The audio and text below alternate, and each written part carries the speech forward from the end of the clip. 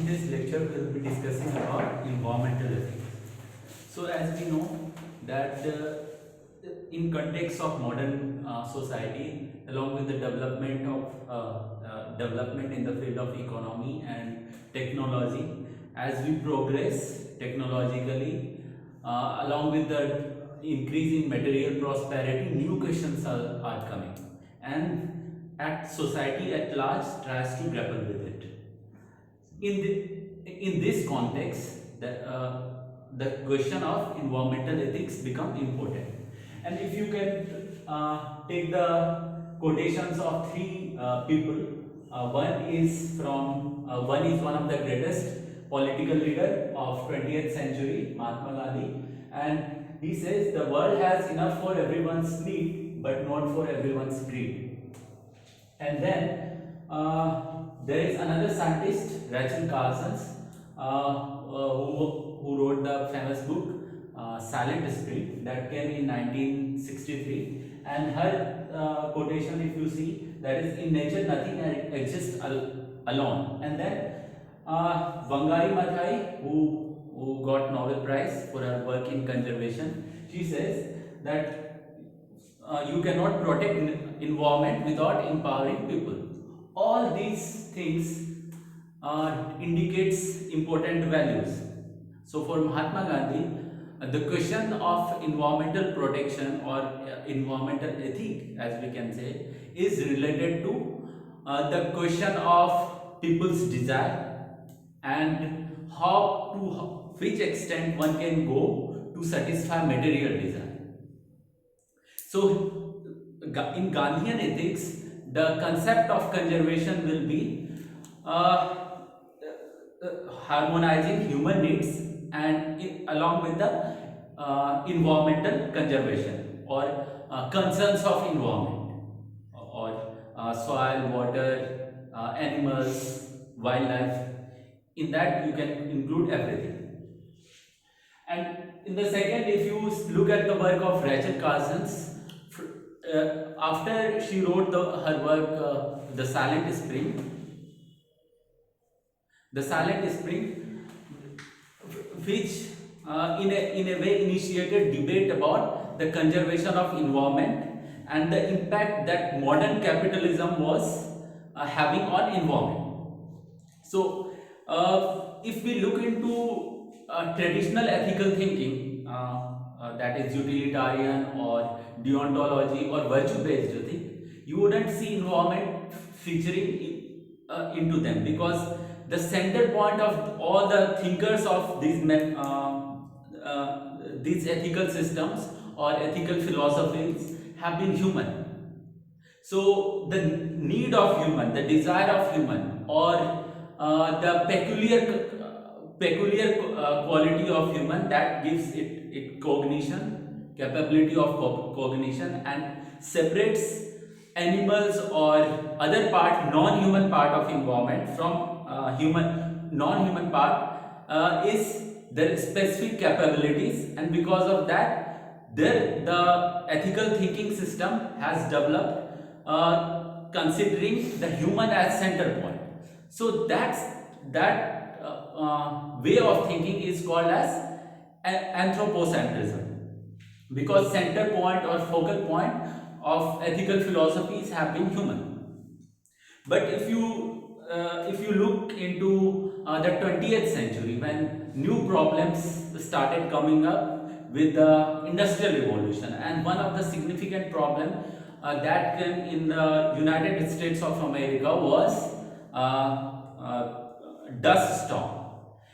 After a modern way of farming started, it was the combination of intensive farming as well as lack of crop rotation that resulted into dust storms in the countryside of USA.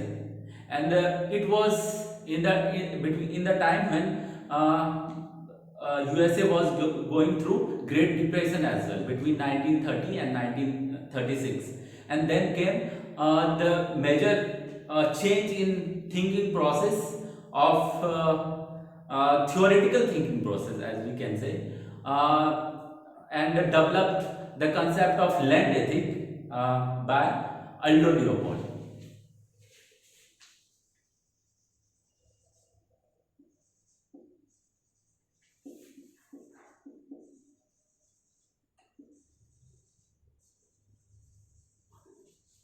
Aldo Leopold was an ecologist, and his work is Land Saint County Alman,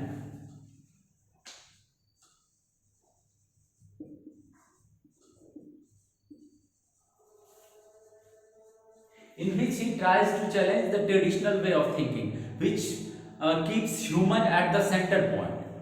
And he emphasized the need of incorporating the questions of conservation in the ethical thinking. And in his ethical thinking, he proposed the concept of biotic community. And biotic community includes human as well as non-human.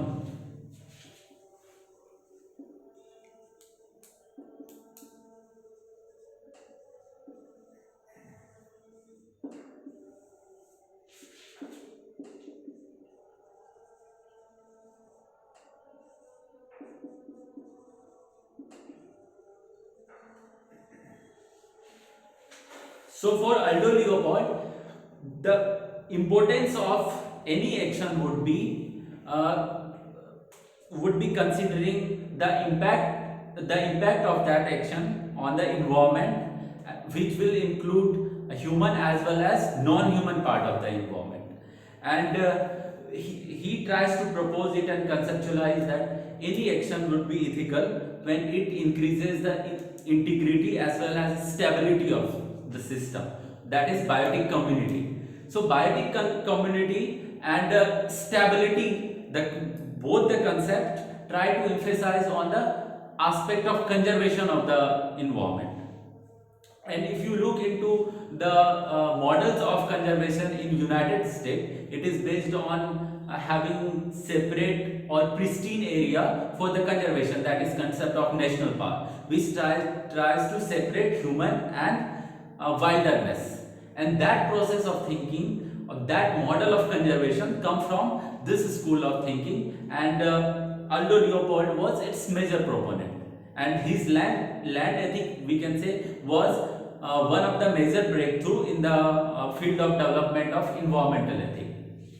So this work came in 1930 and between 1930 and 1936, when, as I earlier told, that United States was going through great dust storms that created huge ecological as well as another implications as well. For example, along with the Great Depression, there was huge spike in price of agricultural commodities. So the question of environment became very much integrated with the daily life of the people. Now the questions of conservation or prevention of pollution and minimizing the impact of development on the environment became one of such problems which human couldn't avoid. In 1963, Rachel Carson wrote her book called Silent Spring.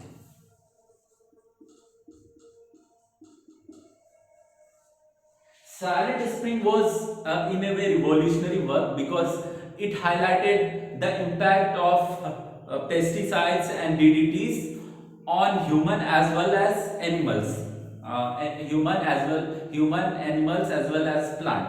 So in a way, she was trying to look into the impact of market economy on the environment, and in turn, its implication was so huge that after her work came, although she was criticized by major companies back, but after her work, USA introduced Environmental Protection Act. So Environmental Protection Act was in a way to the response of the people that came after the work of Rachel Carson in the form of Silent Spring. And after work of Rachel Carson's, major thinking that came in environmental ethics is deep ecology, concept of deep ecology. Deep ecology is also associated with biocentrism, because the concept of deep ecology emphasizes the importance of every part of ecology, plants, animals, and according to this school of thinking, all of them along with the human have equal value of their life. So the now process of thinking was gradually shifting, as we have earlier seen that in traditional mode of thinking or moral philosophy, human were the center point. Now environmental questions or aspect of non-human aspects of environment began to take the thinking process and began to figure out in the thinking process of major thinkers, and one of the proponent of deep ecology was Arne.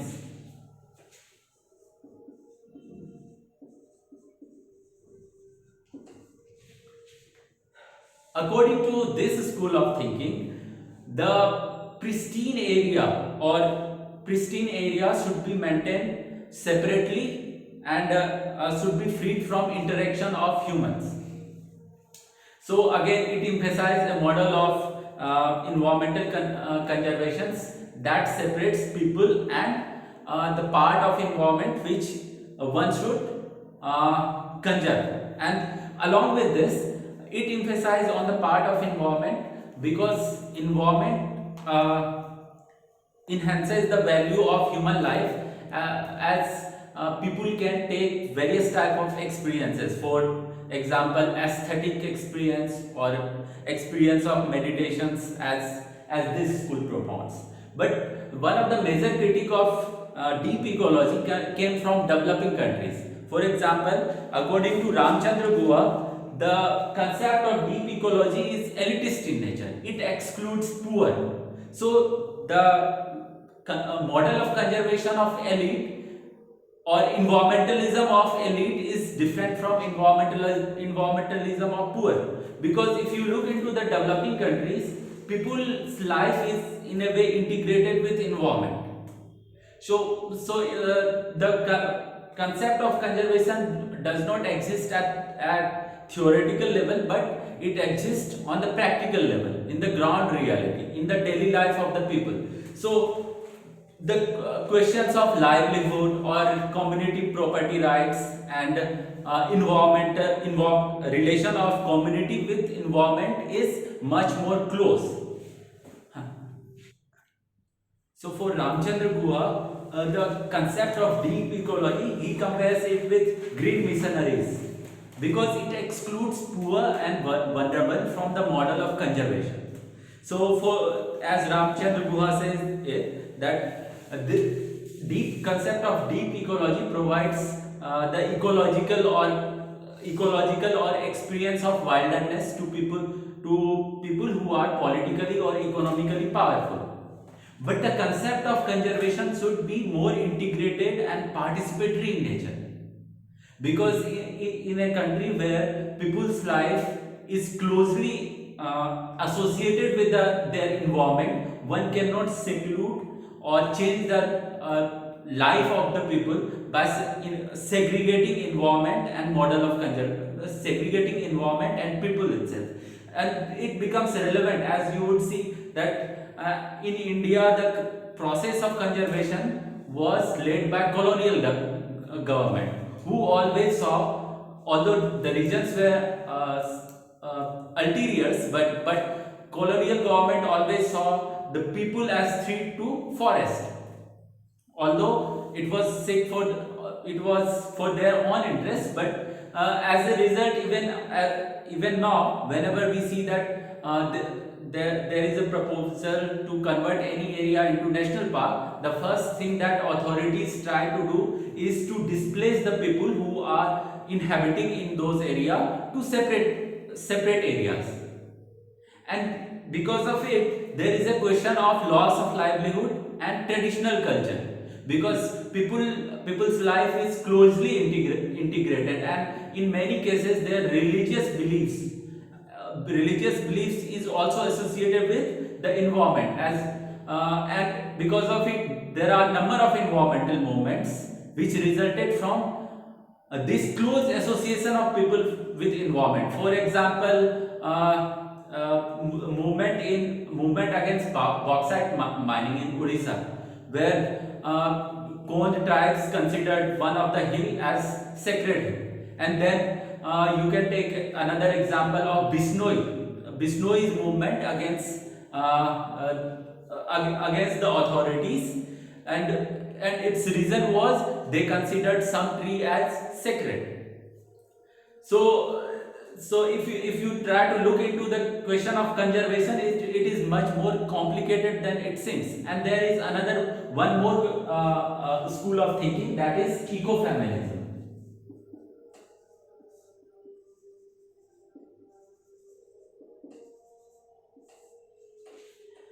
Ecofeminism considers the domination of environment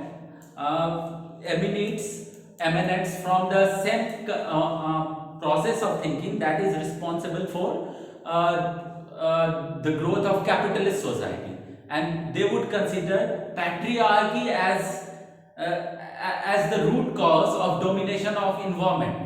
So the dominant concept of patriarchy is responsible for both the domination of women as well as domination of environment. And in India, if you try to look into the development of ecofeminism movement, then one of the person who would come into your mind is Vandana Shiva,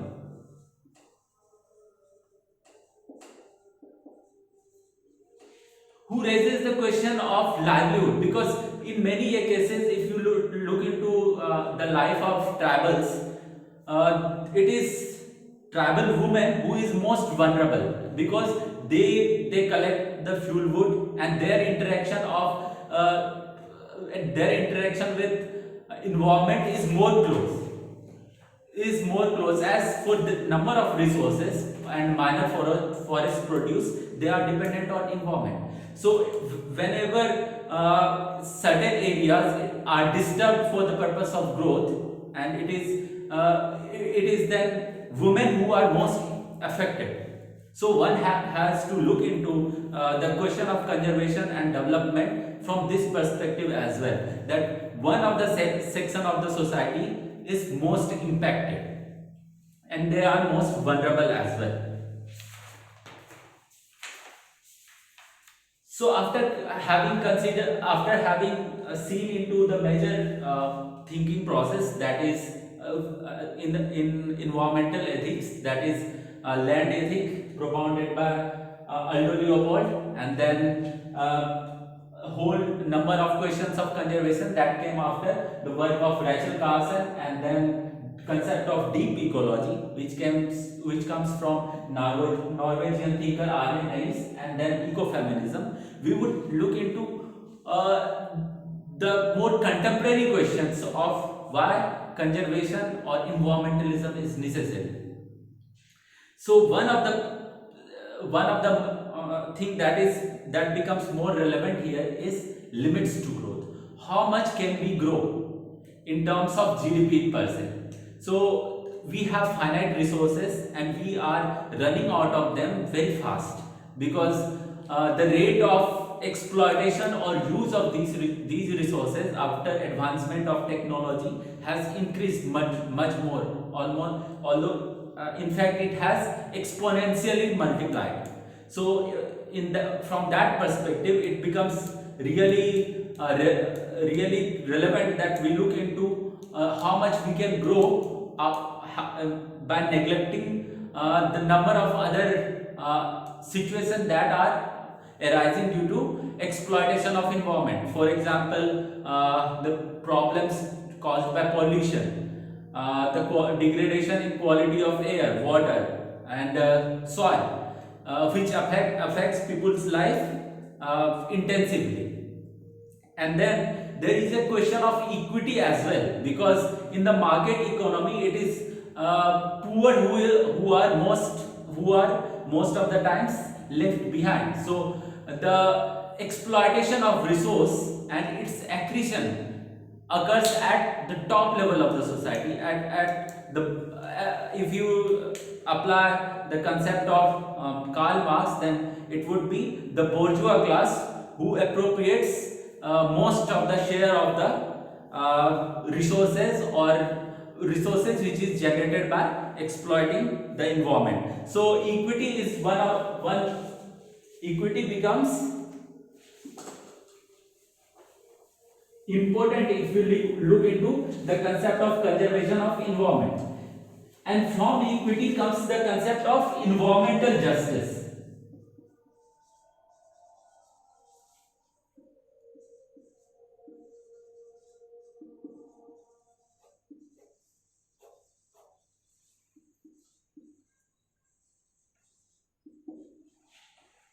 The relevance of environmental justice is in the debate of development versus conservation. So whenever we try to look into the process of development, we have to also look into the question of equity, because with rising inequality it becomes pertinent to look into the question of equity, and so that the exploitation of environment can be minimized. And then there is a question of sustainability as well. How long can we carry out the process of development at this pace and with this model? And then there is and then if we look into the process how market works in the capitalism, most of the time communities are left behind, and it impacts their livelihood, because in community life the concept of common property rights become more important. And if you look into the modern concept of citizenship, that emphasize on individualistic right. So the concept of common property rights and community life cannot be isolated, and it is from one of the important questions of the modern time to look into the aspect of life of those communities who are most vulnerable due to modern process of growth and development. And there is another concept which is intergenerational equity.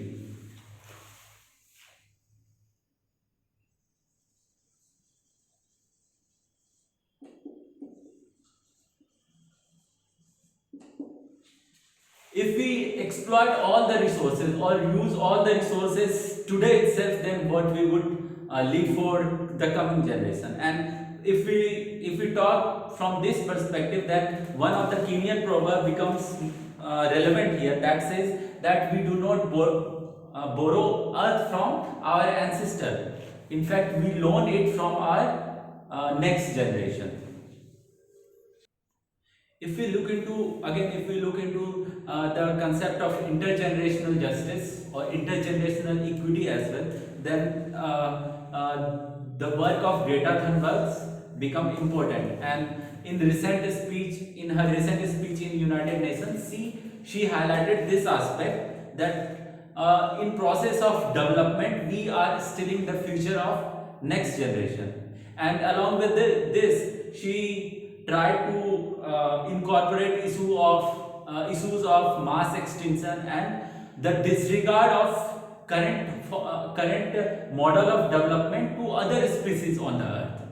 And that becomes important because if we look at until now, the current model of development has put non-human aspects of environment as instrumental values, something that should be used to satisfy the want of human, but the process of development never regarded the intrinsic value of non-human aspect of environment.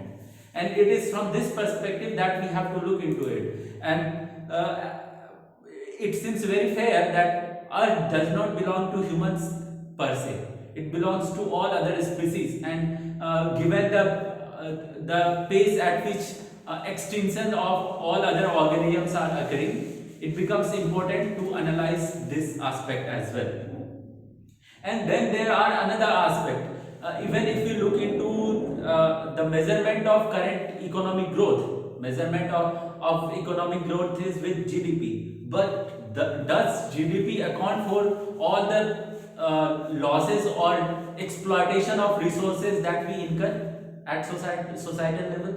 So it is important to understand that with exhaustion of resources, our capability to grow and develop are limited. And then another thing that is very ethical is shared responsibility. As organisms who are inhabiting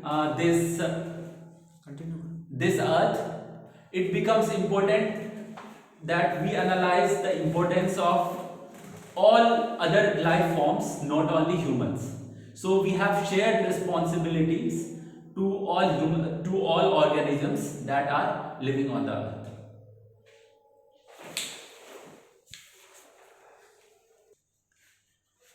So again, we will try to look into the question of conservation of environment or environmental ethic. That is relevant from India's perspective. Article 21, which says right to liberty and life, and under this article there are number of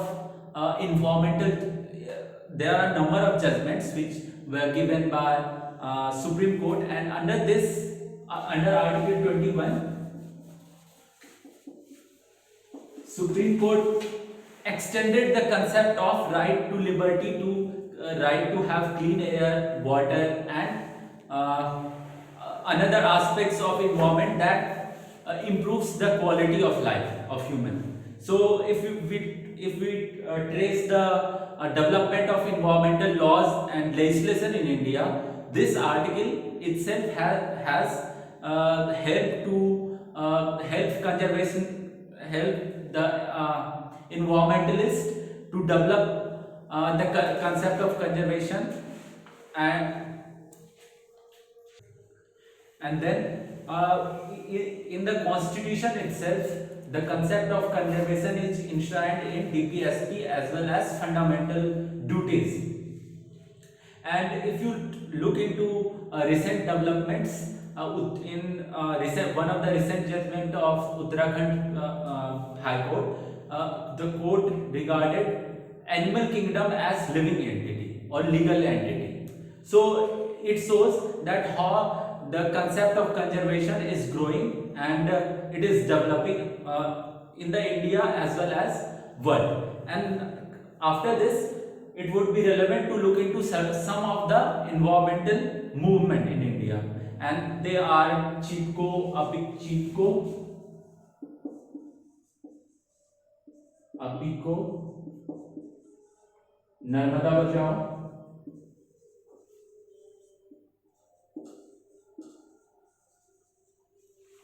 all of them arises due to different reasons. In some cases, it is debate between development and conservation, or development and displacement of the people, and in certain other cases it is the religious faith of the people or faith of the forest dweller. So it signifies that how environment is closely integrated with people, and disturbance in environment is not one of the economic processes, but it impacts way of life or life of the community at larger level.